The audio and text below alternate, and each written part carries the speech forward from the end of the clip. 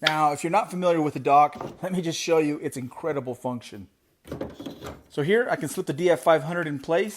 I have easy access to the switch, the electrical connection, vacuum, easy to make adjustments, yeah.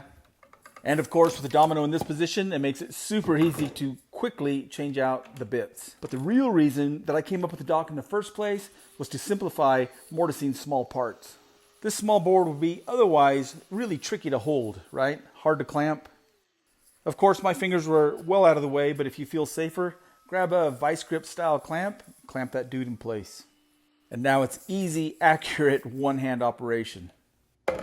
We have the flat pack version of the dock in both sizes for both machines. The XL700 shown here.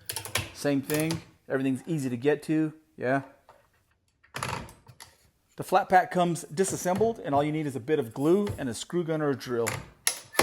And check out these twin 4mm dominoes. Those were cut with the XL700, standing vertically in a flat pack dock.